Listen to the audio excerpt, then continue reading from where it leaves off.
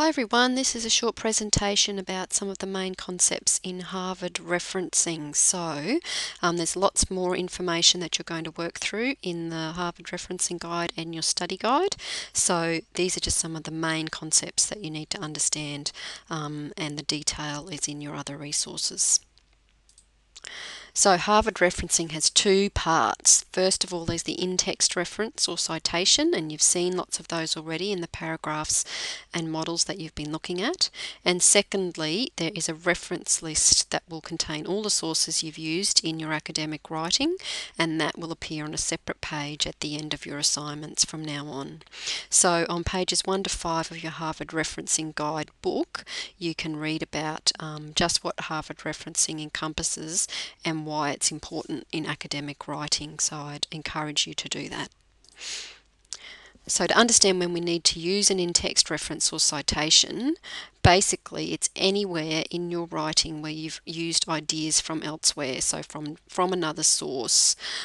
So an in-text reference or a citation is required when you might paraphrase someone else's ideas, so put them into your own words, or when you use a direct quote. And in your study guide on those pages 124 and 125, there's a number of paragraphs that show you both types of citations, so paraphrased and direct quotes. So there's two ways of doing these in-text citations. One we call an author prominent citation and one we call an information prominent citation. You should be using both types in your writing, and you should be using a balance between the two. So on page 6 of your Harvard guide, it defines what an author prominent citation is, but it's really very simple. It's exactly what it sounds like. It's when the author of the material that you're incorporating into your writing appears first. So they're most prominent in the sentence. So here's a made-up example of, say I had written something in 2012 and then it was quoted.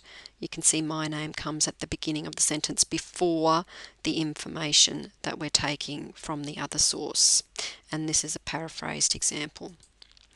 And the opposite then happens for information prominent citations, and there's examples in your Harvard guide. So a direct quote, the quote would come first, and then all the information that belongs in the citation follows in brackets at the end of the sentence.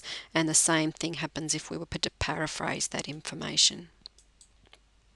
So there's lots of other referencing issues and details that your Harvard guide explains, including things such as when to paraphrase and when to use a direct quote, details on using direct quotations, how to incorporate a short quote into the sentences of your paragraph. So a short quote is less than 30 words, and then also how to use a long quotation, which is a quotation that's longer than 30 words. So you need to have a look at that and the formatting of that very, very carefully, as it'll be used in this assignment with the short quotations, assignment 2, and then in your essay you'll use a mixture of short quotes and long quotes, which is assignment 4.